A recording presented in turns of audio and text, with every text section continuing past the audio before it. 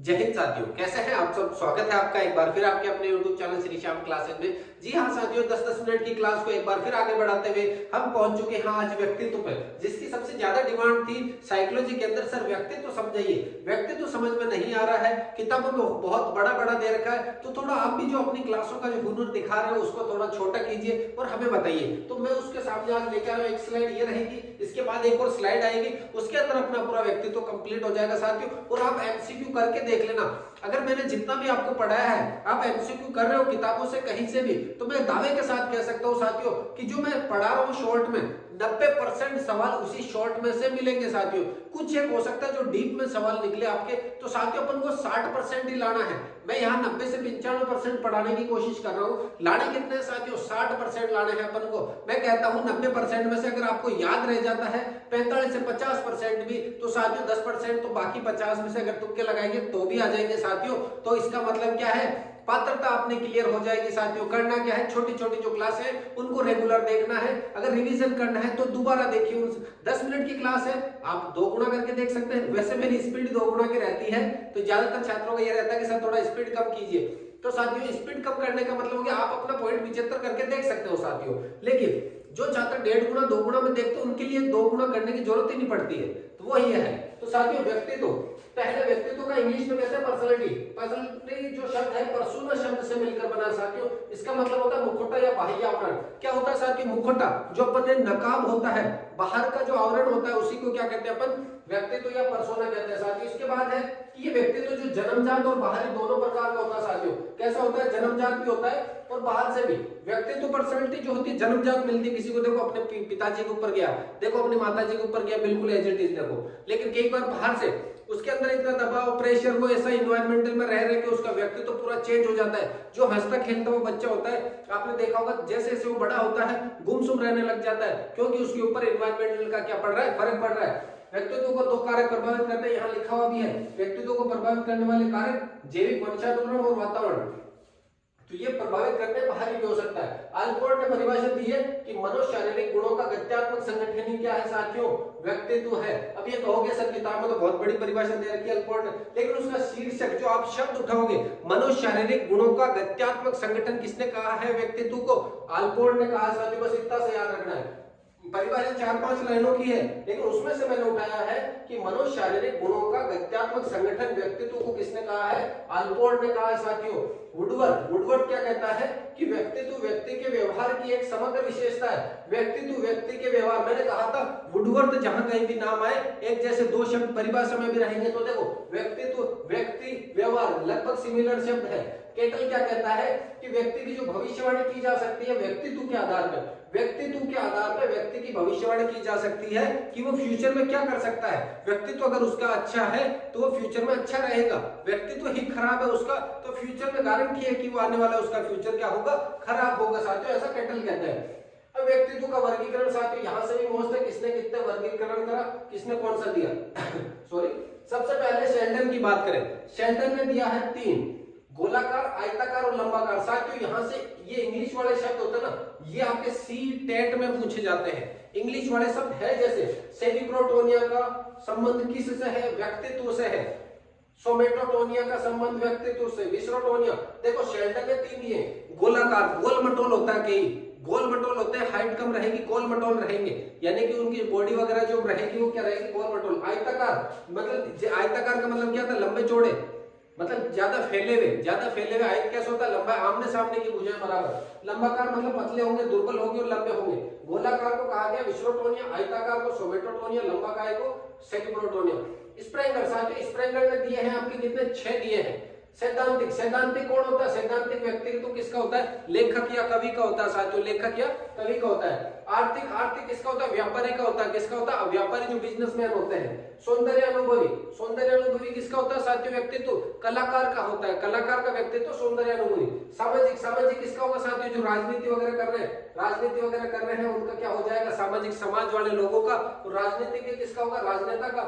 धार्मिक, जो अपने धर्म का काम करते हैं उनका व्यक्तित्व धार्मिक होता है साथियों।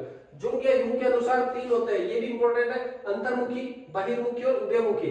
अंतर्मुखी जो बहुत कम बोलता कम है लेकिन नॉलेज बहुत ज्यादा है, और जब भी बोलेगा बहुत सटीक बात बोलेगा, लेखक। बहिर्मुखी मतलब बोलना ज्यादा होता है, शिक्षक का काम होता है, राजनेता भी हो सकता है। उभयमुखी मतलब होता है दोनों। शारीरिक बनावट के आधार पर केचनर ने दिया साथियों, केचनर ने शारीरिक बनावट के आधार पर दिया है और शारीरिक में ग्रंथियों के आधार पर दिया इन्होंने। सुडोलकाय, शरीर एकदम सुडोल रहेगा, सुडोलकाय। लंबकाय, लंबा हो जाएगा। गोलाकाय यानी मिश्रित रहेगा, हाइट कम रहेगी लेकिन मजबूत रहेंगे वो। मिश्रित काय यानी इन सबका मिश्रण रहेगा। थॉर्नडाइक ने कितना दिया साथियों? थॉर्नडाइक ने दिए हैं आपके चिंतन और कल्पनाशीलता के आधार पर, जो सोचने समझने की शक्ति के आधार पर थॉर्नडाइक ने दिया है। तो यहाँ सवाल इस तरह से बनता है साथियों कि शारीरिक बनावट के आधार पे केचनर ने जो ग्रंथियां बताई है कौन कौन सी है इनमें से, तो यहां से दे देंगे गोलाकार, आयताकार, लंबाकार या फिर लंबाकाय। तो आपके शारीरिक बनावट केचनर ने काय दिया है और शेल्डन ने दिया क्या है? कार दिया साथियों। अगर वो कहेंगे कि व्यक्तित्व का चिंतन वाला जो पार्ट है, व्यक्तित्व का चिंतन का वर्गीकरण किसने करा? चिंतन के आधार पर थॉर्नडाइक ने करा है। प्रत्यक्ष विचारक जो बिल्कुल बारीकी से जो करते हैं, प्रत्यक्ष सामने की जो विचार करते हैं, पुलिस क्या करती है? सामने एज इट इज घटना का विचार करती है। सूक्ष्म बहुत ही गहनता से जांच करते हैं न्यायाधीश। स्थूल का मतलब लाभ और हानि का जो देखते हैं कि कहां लाभ हो सकता है, कहां हानि हो सकता है, वो क्या होते हैं? व्यापारी होते हैं साथियों।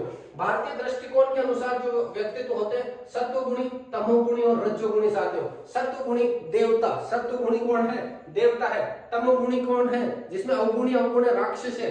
और रजोगुणी कौन है? इंसान है, जिसमें अच्छे गुण भी है और बुरे गुण भी है साथियों। सत्वगुणी भारतीय दृष्टिकोण के अनुसार सत्वगुणी देवता, तमोगुणी राक्षस और आपके रजोगुणी कौन है? अपन, आप और हम है, जिसमें राक्षस भी है और देवता भी छुपा है साथियों। व्यक्तित्व को प्रभावित करने वाले कारक साथियों दो होंगे। शुरू में बताया यहाँ पे भी जन्मजात और बाहरी। जन्मजात यानी वंशानुक्रम हो सकता है और बाहर से भी प्रभावित हो सकता है साथियों। इसके बाद बात करें व्यक्तित्व मापन का सिद्धांत दिया है। व्यक्तित्व मापन का एक सिद्धांत है सिगमंड फ्राइड का मनोविश्लेषणात्मक सिद्धांत साथियों। मनोविश्लेषणात्मक सिद्धांत जो सिगमंड फ्राइड ने दिया है उसमें मन के बारे में तीन बातें कही गई है, अर्धचेतन, चेतन और आपके अचेतन। सामने की तरफ जो है आपके, अभी मैं आपको पढ़ा रहा हूं वो क्या है? चेतन मन है। मेरे पीछे क्या क्या चीजें चल रही है कि क्लास कौन सी चलेगी, अगली क्लास कौन सी आएगी, कल कौन सी लो, मॉक टेस्ट के लिए प्रश्न कहां कहां से ढूंढूं मैं, प्रश्नों के लिए टाइम नहीं मिल पा रहा तो कैसे निकल, वो क्या है साथियों? अचेतन मन है। वो कौन सा साथियों? आपके अचेतन मन है। अर्धचेतन मन का क्या हो गया? जो दोनों के बीच की अवस्था है। इन शब्द के बारे में बताया कि पानी के अंदर रखी हुई चट्टान है जिसके अंदर पानी बह रहा है, तो ये जो बाहर की तरफ पार्ट है ना, ये तो 10% है चेतन मन, 10% चेतन, ये 90% अचेतन मन, और ये जो अवस्था है इसको कहते हैं अर्धचेतन। है तो चेतन नहीं अचेतन। इन्होंने तीन ईगो बताए हैं, तीन इच्छाएं, इड, ईगो और सुपर ईगो। इड, ईगो और सुपर ईगो। आप बाजार गए, बाजार जाते ही आपको भूख लगी तो आपको सेव खाने की इच्छा हुई, सेव खाने की इच्छा हुई यानी जननी हुई है, जननी हुई है यानी सुखवादी सिद्धांत जो है वो इड है। फिर आपने क्या कहा? सेव के पैसे नहीं, आपको चोरी कर लूं क्या? इस सेव को चोरी कर लूं क्या? चोरी कर लूं क्या? तो ये क्या हो जाएगा? वास्तविकता। लेकिन चोरी करना तो पाप है, चोरी करना तो क्या है? पाप है। ये क्या है? आदर्श सिद्धांत साथियों। ओडिपस ग्रंथि, ओडिपस किसमें होती है? लड़कों में होती है, जिसकी वजह से वो क्या करते हैं? अपने पिताजी से प्रेम करते हैं। इलेक्ट्रा ग्रंथि लड़कियों में होती है जिसकी वजह से, सॉरी, ओडिपस ग्रंथि लड़कों में होती है जिसकी वजह से वह माता से प्रेम करते हैं। इलेक्ट्रा ग्रंथि लड़कियों में होती है जिसकी वजह से वो अपने पिता से प्रेम करती है। नार्सिसिज्म, नार्सिसिज्म का मतलब क्या होता है साथियों? सम्मोह, खुद से प्यार करने वाला। नार्सिसिज्म के बारे में किसने बताया साथियों? सिगमंड फ्राइड ने बताया। लिबिडो, लिबिडो काम प्रवृत्ति से संबंधित है। छोटे बच्चों में काम प्रवृत्ति, यौन प्रवृत्ति होती है, वो किसने बताई है? लिबिडो नाम दिया है उसको, ये किसने बताई है? सिगमंड फ्राइड ने बताई साथियों। तो साथियों ये छोटा सा व्यक्तित्व का था। यहां से सवाल हो सकता है, इनमें से पूछे, शेल्डन, स्प्रेंगर, इनमें से हो सकता है सवाल पूछे। बाकी मुश्किल है सवाल पूछना, लेकिन सॉरी आपको इसमें से याद रखना है शेल्डन ने कितने दिए, स्प्रेंगर ने कितने, यूंग ने कितने। शारीरिक बनावट थॉर्नडाइक और भारतीय दृष्टिकोण, देखो भारतीय तो तमोगुणी, रजोगुणी, अश्वगुणी, और थॉर्नडाइक ने कौन कौन से दिए? प्रत्यक्ष पुलिस वाले के बारे में कौन बता रहा? थॉर्नडाइक बता रहा पुलिस, न्यायाधीश, और आपके पुलिस के बारे में, न्यायाधीश के बारे में, और सीधा तीसरा कौन सा? व्यापारी के बारे में कौन बता रहा? थॉर्नडाइक। शारीरिक बनावट मिश्रित हो गया, आपके गोलाकार हो गया, लंबा काय, काय वाले जो है वो किसने बताए? आपके केचनर ने बताए। यूंग या जूंग के अनुसार कौन से? अंतर्मुखी, बहिर्मुखी और आपके उभयमुखी। स्प्रेंगर के अनुसार सैद्धांतिक, आर्थिक, सौंदर्यानुभवी, सामाजिक, राजनीतिक और धार्मिक। शेल्डन के अनुसार गोलाकार, आयताकार, लंबाकार। यहां से सवाल बन सकते हैं इन 6 के अंदर से। इसके बाद जो मोस्ट सवाल है साथियों अब आने वाले हैं, तो वीडियो को भी और देखना है साथियों। साथियों अब बात करते हैं सबसे इंपॉर्टेंट इस व्यक्तित्व की जो विधियां हैं, व्यक्तित्व मापन की जो विधियां हैं साथियों, इस पूरे स्लाइड में से आप लिख करके ले लो, कम से कम एक और ज्यादा से ज्यादा 2 सवाल तक निकल कर आ सकते हैं साथियों। आप पुराने पेपर में मिला सकते हैं इस पूरी स्लाइड में से एज इट इज प्रश्न उठने वाले एज इट इज साथियों। तो साथियों बने रहिएगा इस स्लाइड के साथ में। 10 मिनट की हो सकती है ये स्लाइड बने, 20 मिनट का हो सकता है टोटल पूरा का पूरा व्यक्तित्व का टॉपिक बने, लेकिन सबसे इंपॉर्टेंट साथियों इस पूरे आज के वीडियो में 2 सवाल आपको मिलेंगे ही मिलेंगे साथियों। तो साथियों अगर मैं बात करूं सबसे पहले व्यक्तित्व मापन की 2 विधि होती है, एक तो निरप्रक्षेपण विधि, उसको कहते हैं अप्रक्षेपण, और दूसरी विधि होगी अपने प्रक्षेपण विधि। साथियों निरप्रक्षेपण में आप चेतन मन का अध्ययन करते हैं, एज इट इज जो अभी मैं क्लास वगैरह ले रहा हूं, जो मैं हाथ से लिख रहा हूं, ये मेरा चेतन मन है, इसका अध्ययन करने के लिए निरप्रक्षेपण विधि काम में ली जाती है साथियों। और अचेतन मन का अध्ययन करने के लिए प्रक्षेपण विधि काम में ली जाती है साथियों। प्रक्षेपण विधि प्रक्षेपण आपके अचेतन मन का अध्ययन करेगी और निरप्रक्षेपण या अप्रक्षेपण आपके चेतन मन का अध्ययन करेगी साथियों। तो साथियों सबसे पहले चेतन मन के अध्ययन करने वाली विधियां है आत्मनिष्ठ, वस्तुनिष्ठ और मनोविश्लेषणात्मक। आत्मनिष्ठ, वस्तुनिष्ठ और मनोविश्लेषणात्मक साथियों। आत्मनिष्ठ में क्या होगा, सबसे पहला आत्मकथा। साथियों इनकी वीडियो के प्रवर्तक जरूर याद रखने, बनती कोशिश में प्रवर्तकों की ट्रिक बता रहा हूं आपको, और नोट्स वगैरह में भी सब में लिखी हुई है, अपने नोट्स को सामने रखना है और लाइन टू लाइन देखते जाना साथियों। आत्मकथा विधि दी है विलियम वुंटवेट टीचर ने। टीचर अपनी आत्मकथा लिख रहे हैं, टीचर अपनी आत्मकथा लिख रहा है, किसके साथ मिलकर लिख रहा है साथियों, विलियम वुंट के साथ में मिलकर के। टीचर अपनी पूरी आत्मकथा लिख रहा है, किसके साथ मिलकर के, विलियम वुंट के साथ मिलकर के साथियों अपनी पूरी जीवनी लिख रहा है। जीवन इतिहास विधि, इतिहास का जीवन मतलब इतिहास पढ़ के मेरा जीवन बहुत टाइट हो गया है, इतिहास पढ़ के मेरा जीवन बहुत क्या हो गया है, टाइट हो गया है। संपूर्ण इतिहास एक प्रपत्र में लिख लिया जाता है व्यक्ति का, उसके आधार पर उसकी जांच की जाती है। प्रश्नावली विधि सबको पता है, पर टीचिंग मेथड पढ़ते हैं तो किसने दिए, सुकरात ने दिए, लेकिन शिक्षा के क्षेत्र में कौन लेकर आया साथियों, इसको वुडवर्थ लेकर के आया है। अगली बात करें प्रश्नावली विधि अलग अलग है। खुली प्रश्नावली जिसमें प्रश्नों के उत्तर आप निबंधात्मक, लघुत्तरात्मक, आरएस मेंस जो लिखते हो वो क्या है, खुली प्रश्नावली। बंद का मतलब है जो अभी आप दोगे वस्तुनिष्ठ प्रश्न ए बे सेद है। चित्रित जो आप एसएसटी और मेंस में काम लेते हो, मिश्रित यानी कोई भी 2 एक साथ आ गई तो। साक्षात्कार विधि, इंटरव्यू जो लिया जाता है वो गेरेट के अनुसार 2 प्रकार का होता है, संचरित और असंचरित। संचरित के अंदर प्रश्न पहले से डिसाइड होंगे कि अपन को ये 10 प्रश्न हर छात्र से पूछने हैं, और असंचरित मतलब आप आए, एंटर हुए, आपका नाम क्या है, पिताजी का नाम क्या है, पिताजी क्या करते हैं, गांव में और क्या होता है, फसल कैसी होती है, तो ये असंचरित जो है इनका कोई तुक नहीं है इंटरव्यू से, तो ये क्या कहलाता है, असंरचित प्रश्न पहले से कोई डिसाइड नहीं होते हैं। परिसूचियों को कहते हैं इन्वेंटरीज जिसमें आपको सिर्फ यस और नो भरना होता है, यस या नो। आपका गांव कौन सा, अजमेर है या नहीं है, कोई यस या नो आपसे भरवाया जाता है बस। फिर वस्तुनिष्ठ विधियां साथियों। निरीक्षण विधि वाटसन ने दी है, किसने दी है, वाटसन ने। वाटसन निरीक्षण करता है, व्यक्ति के व्यवहार का अध्ययन या अवलोकन किया जाता है। व्यवहार का जनक किसको कहा जाता है साथियों, वाटसन को कहा जाता है व्यवहारवाद का। तो वाटसन ने क्या करा, निरीक्षण करा, व्यक्ति के व्यवहार का पता लगाया।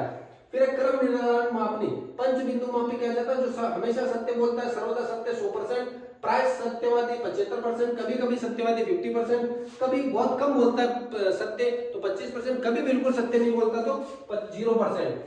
साथियों समाजविधि विधि, समाज में मोर की तरह नाचना पड़ता है। क्या करना पड़ता है साथियों, समाज में मोर की तरह नाचना पड़ता है। समाज में रहना है तो मोर की तरह नाचना पड़ेगा। सामाजिक संबंध का अवलोकन, इसका समाज के साथ कैसा संबंध है वो अध्ययन किया जाता है। निष्पादन विधि के अंदर क्या होता है साथियों, हॉटसन ने दिए, कार्य दिया जाएगा आपको कुछ ना कुछ, आपने वो कार्य पूरा करा है तो किस सिचुएशन में करा है, किस ढंग से करा है वो यहाँ पर देखा जाएगा साथियों। फिर प्रस्तुति परीक्षण, कृत्रिम प्रस्तुतियों में आपको रख दिया जाएगा।